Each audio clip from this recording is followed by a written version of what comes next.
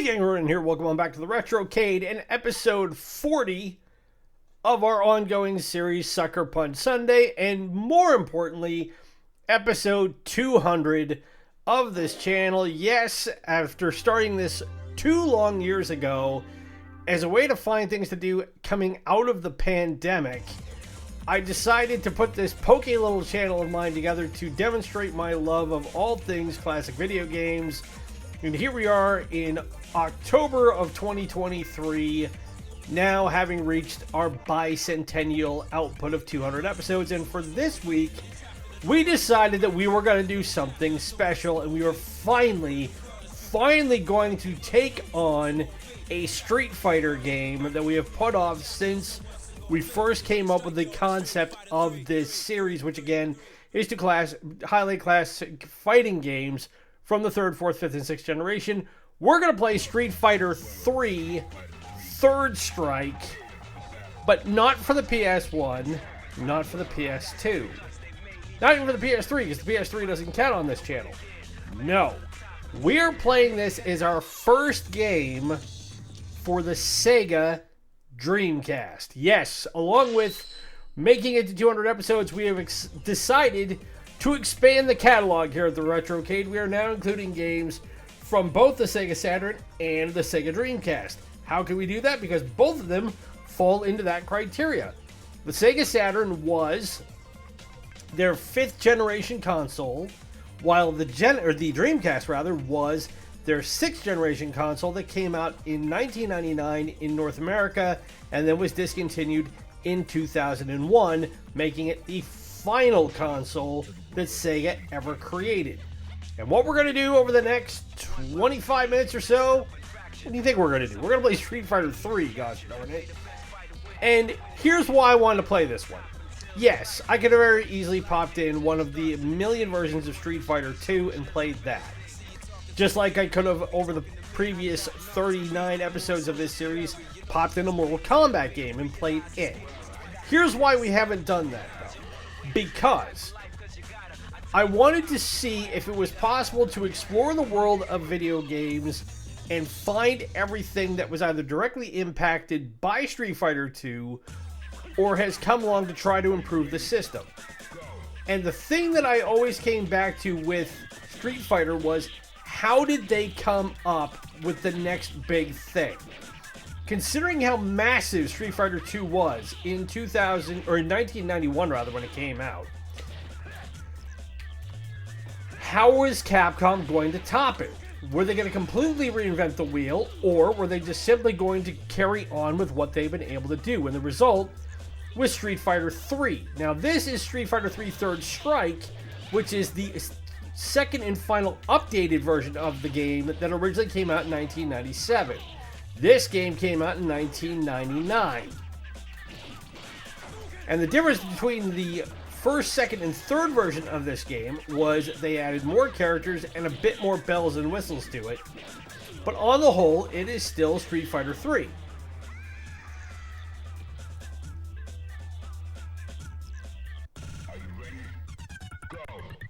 Now let's see if I can finally take Chun-Li out, as I've gotten done yapping. Now, one of the big things about this game was it incorporated the parry option that was, everybody assumes, came out as part of this game, but actually was introduced in Samurai Showdown 2 for the SNK Neo-Geo back in 1994. So SNK was ahead of the curve in that. Oh, don't you yawn at me, Chun-Li. Don't you mess with me, lady. I like you a lot, but you get fireballed for that sort of thing.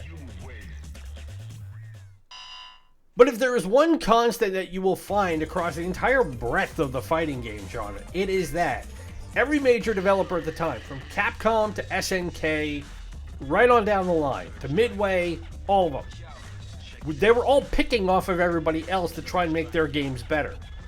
So it shouldn't be a surprise that Capcom nicked SNK's idea of incorporating the parry combo that started, or the parry opportunity that came in Samurai Showdown and then was later incorporated in King of Fighters, into Street Fighter. They also took elements from their own games, specifically like the super jumps that you can get in X-Men Children of the Atom, and other stuff that they took out of games like Darkstalkers and fighting games that they used to fill out their catalogs at the time. So everybody was kind of pinching from everywhere they could to create a game that everybody was going to want to play. Now, I could have easily played this game on another console, but again, why are we playing this on the Dreamcast? Because the Dreamcast, one of the major failings of it was it ended up going up against the PS2. And the PS2, love it or hate it, was the dominant console in the early part of the 21st century. And nobody can dispute that. You may like the Xbox, you may like a lot of the GameCube or the Wii, and that's fine. If that's what you preferred, more power to you. But the impact of the PS2 cannot be denied. It simply can't. And up against that, Sega came out with a system that had the dubious distinction of trying to equal and surpass that in terms of popularity, but also having to give Sega its luster back after the disaster that was the Saturn in terms of North American release, and the failure to capitalize on the Nintendo versus Genesis war and what came out with the Sega CD and the 32X. Now, I had a Dreamcast, and I had a Dreamcast because my sister had a Dreamcast. She was really into it while I went the route of the PS2. So we had both of them in our house at the same time back in the day. And I will tell you, having played games on the Dreamcast, it's not a bad system. It really isn't. But because this game came out in 1999 for the Dreamcast, PlayStation 2 gamers had to wait 5 more years to get it to come out on the PS2. Now, the reviews for this were actually not that great compared to Street Fighter 2, and I can't blame it because Street Fighter 2 changed the game. We all know that. It's universally understood. See if I can take Yang out with Makoto this time. But the Dreamcast, on Metacritic, it ranked 84 out of 100. On the PS3, it was 86 out of 100. And on the Xbox 360, rather, it was also 86 out of 100.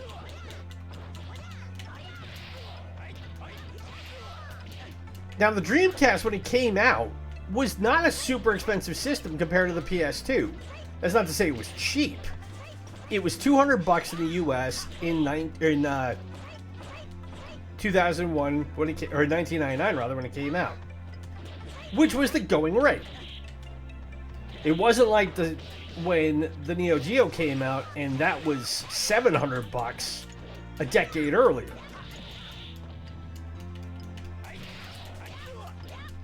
And the selection of games that was available for the Dreamcast wasn't bad either.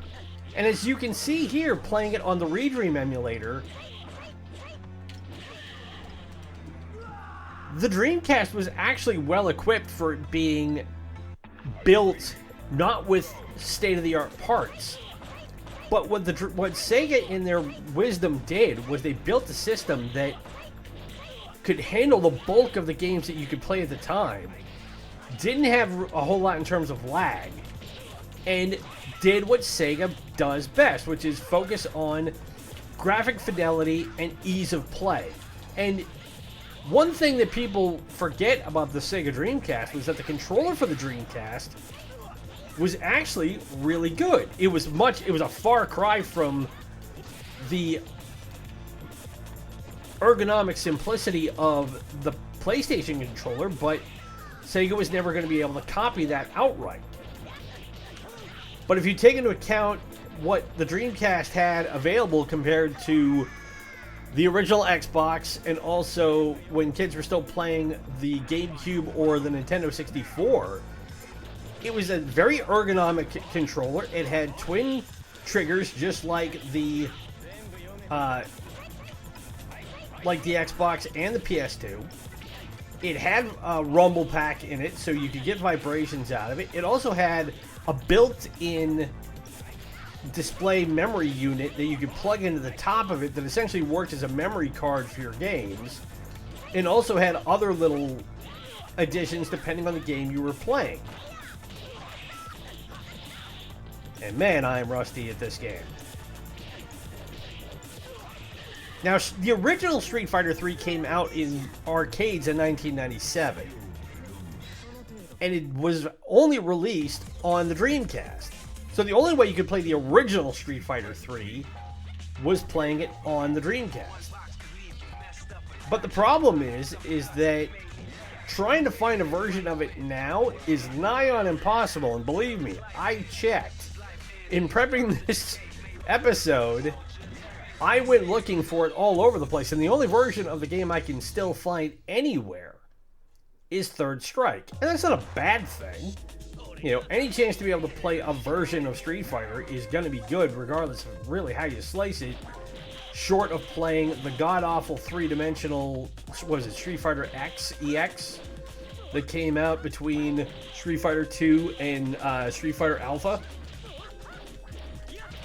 Now, one of the criticisms of this game was that Capcom had not, in trying to carry on what they had done, obviously, with Street Fighter 2, and all the variations of that came out over the previous near decade,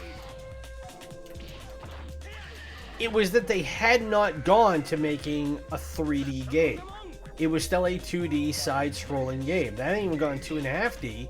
That would come out with Street Fighter 4 once we got to the 7th generation and the PS3, as well as the Xbox 360.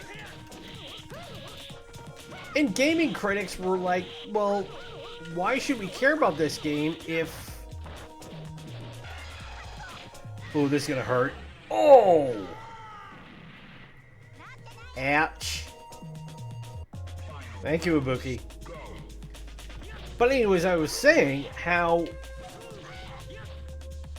they were asking why it is that gamers should want to buy this game, let alone play it, if it's just more of the same thing, and it was now looking like a stale, tired formula. And I get what they're saying to a degree, but also they were missing the point.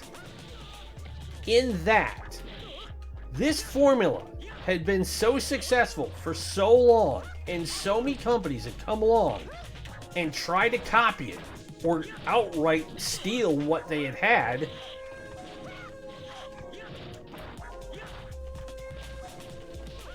Oof, as I get knocked out there.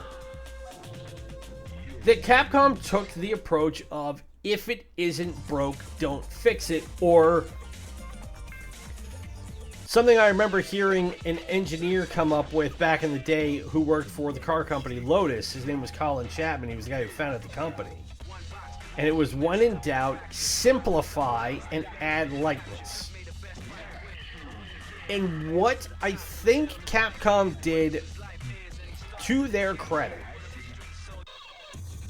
was that rather than completely scrapping everything that worked about Street Fighter and coming up with something totally different, they simplified and added lightness. It was that they didn't go completely nuts in adding too many features. They let the series evolve, which is what not a lot of gaming companies were doing then. It's not what a lot of gaming companies do now. They don't let their games evolve over time because, one, gamers are a lot more fickle, especially today. And two, since they have such a huge amount of profit margins they gotta meet, they can't afford to just carry on doing the same old stuff.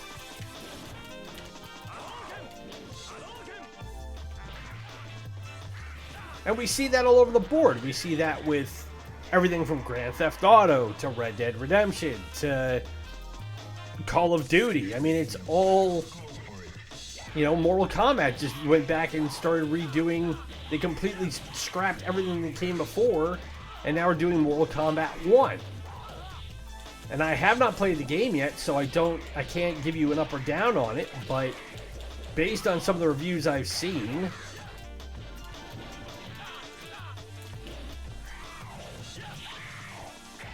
your thoughts on how the game will be could be mixed.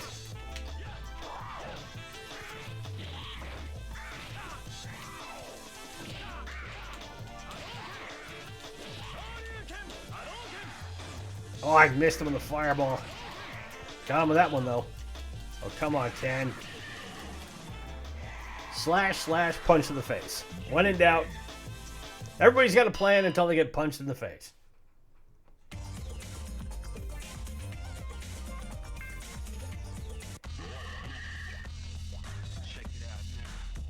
Now, because this game was not so well reviewed at the time, in 1999 when it came out, the thing that it has going for it is that it has aged very well. Far more than some of its contemporaries, I dare to say. And again, because Capcom got more right with it than they did wrong. That's not to suggest it's a perfect game by any stretch. I mean, like every game, it's got its flaws. But when I can pull a Dragon Punch like that, that ain't one of them. That was nice.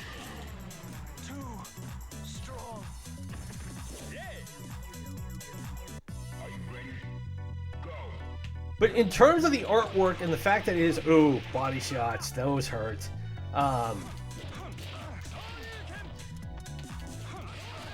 While the artwork is sprites and it is 2D, this was still considered pretty much the peak of this art style for video games of this generation. And it's right up there with the best King of Fighters games. It's up there with Guru Mark of the Wolves, which are two really good SNK Neo-Geo games that I will be playing and showing off at some point.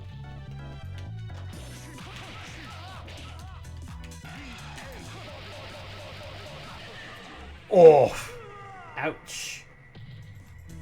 Trash.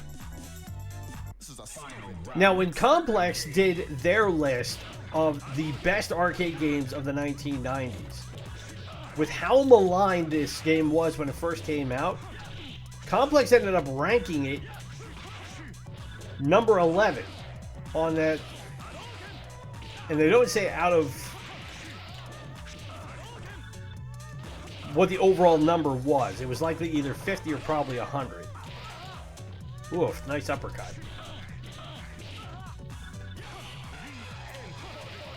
Oh, I'm meat. Oh, man, I'm not meat. I am meat now. You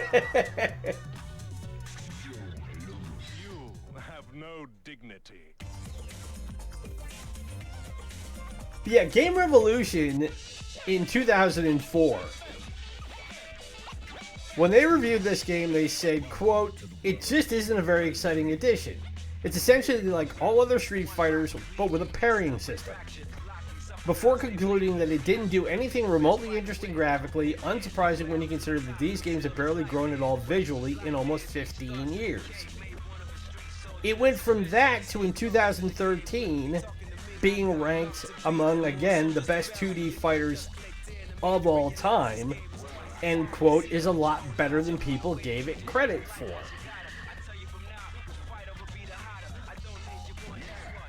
I don't want to fight Dudley again, so we'll take our chances here with Oro. Not that I'm thinking it's going to go much better.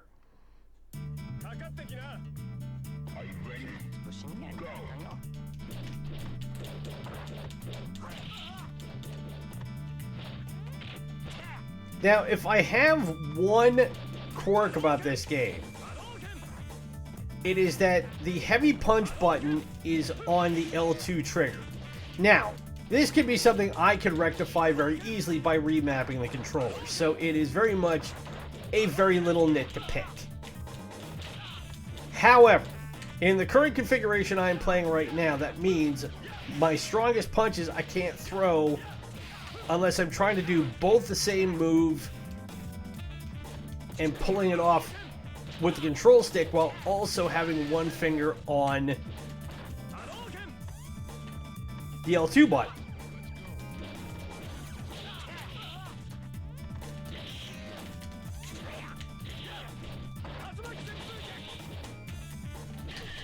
Oh, and I thought I had him, but he took me down.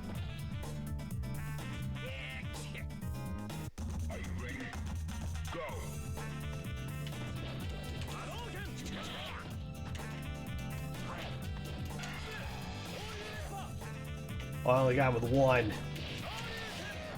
There we go.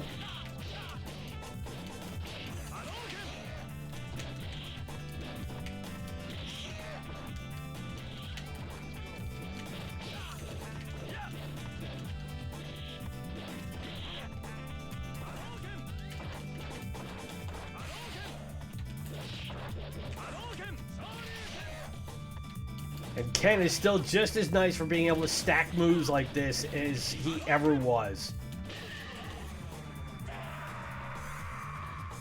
And that is something that I will give Street Fighter 3 props for, even over Street Fighter 2. And it's not the game's fault. It was that the thing about it was being able to play it at home on a console. The problem with Street Fighter 2 was that if you wanted to play it on a Super NES or you want to play it on a Genesis, because those are the only two games in town at the time. Nice feint. Oh no, I'm not going to let you hit me with that big green glowing globe of goo there. No. No, sirrah.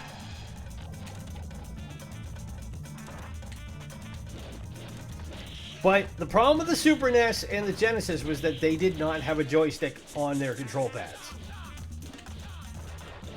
You had to manipulate everything via the D-pad, and that was it. And if you weren't good at that, those games were hair-pullingly difficult.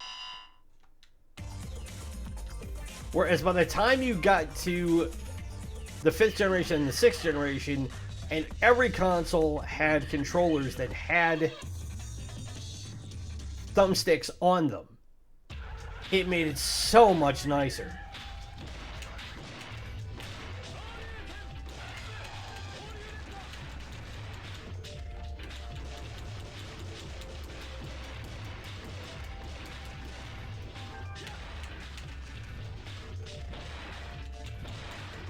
When in doubt, go with the axe kicks.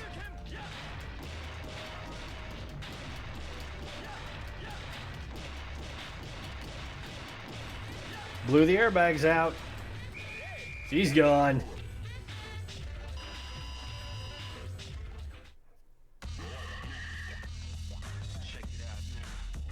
Now, what's even crazier is that for all the retroactive praise that was heaped on this game in the 2010s, 2 years ago, 2022, IGN named as the greatest fighting game of all time, not Street Fighter 2, not Street Fighter Alpha, not Mortal Kombat. Nope. They named Street Fighter 3 Third Strike as the greatest fighting game of all time.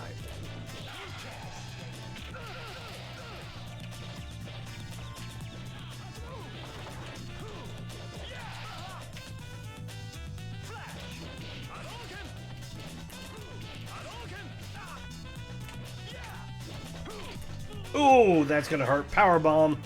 Good night, Ken.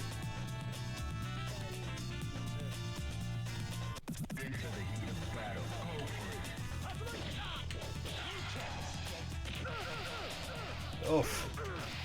Ow. Okay, two can play that way, chummer. Oh, Cobra Clutch.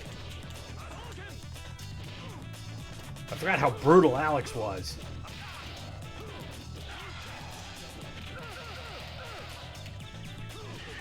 Good night.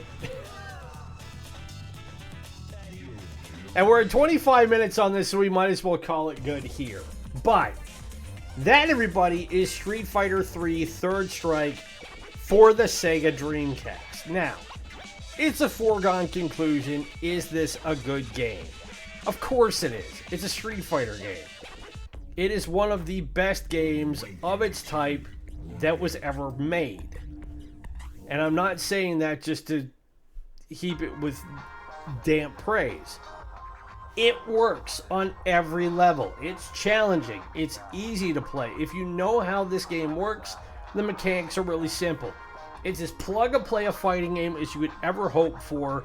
And again, it took everything that was great about the original Street Fighter II.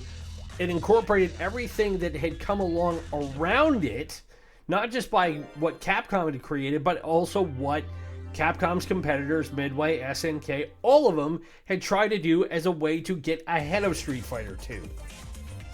They took the best bits of all of that and plugged it into this game with more characters, more situations, more scenery, better artwork, more controls. It's just got everything you could want to it.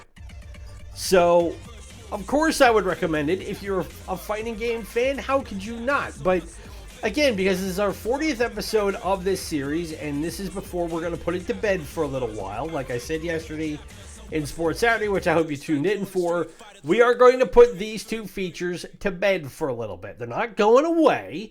They're the first two major features that we came up with for this channel when we started it, again, 200 episodes ago. But in order to keep this series fresh, and we have been focusing so much on them, we're going to put them on hiatus for a bit because also, as a result of us hitting 200 episodes, we are now going to transition and go for the next couple of weekends. We are going to do what was on our poll question. We are going to start doing a playthrough of Dark Souls Remastered. Now, is it a retro game? No. But it has enough retro classical elements to it that warrant us taking a look at it and using it as a way to gauge how it is in comparison to those types of games that we played 20, 30, 40 years ago. Also, as I have stated, since we first broached this idea, it's a game I've never played. So, since you can't be considered even a good gamer by modern standards until you've dipped your toe into the Soulsborne universe, I figure, why not? Let's get it out of the way. It's stuff that you guys asked to see. You voted on the poll question. I appreciate everybody who did so, and we are going to repay that by putting that together. So keep an eye and ear out for that, because we're going to start posting those next weekend with all new episodes, and then we will go until we get through the game. So I don't know how many it's going to take, but we'll figure it out. Also, we do have our next full retro playthrough set up. We are going to get that recorded pretty soon also, and that will be airing through the week as we would normally do with our playthroughs. We will also have the return of WTF Wednesday as well as our one-day features. Because these are going to go on the shelf for a little bit, I want to focus on those more as well and make sure we can get more content for those put together, because there's a ton of games that fit the criteria for both. So, as always, be sure to follow us on Instagram at Threads and Ronan's Retrocade. Help spread the word about us so we can hit our goal of 100 subscribers as soon as we can. That way we can unlock the YouTube customization algorithm and we can make this channel bigger and better. Thank you to everybody who has subscribed to this channel for the last 2 years, and we have seen our numbers, near as makes no difference, double, especially in the last couple of weeks. And that's very encouraging for all of us here at the Retrocade to let us know that we're doing things that you want to see and we're heading in a positive direction. And as always, if there is a game you would like to see us feature from the Nintendo Entertainment System, the Super Nintendo, the Sega Master System, Sega Genesis or Mega Drive, SNK Neo-Geo, Nintendo 64, the Sega Saturn, or the Sega Dreamcast, the PlayStation 1 or PlayStation 2, leave it in the comments below or drop me a line on Instagram or Threads. It could be any game from those consoles you want. You now have 10 to choose from, spanning nearly 30 years of games.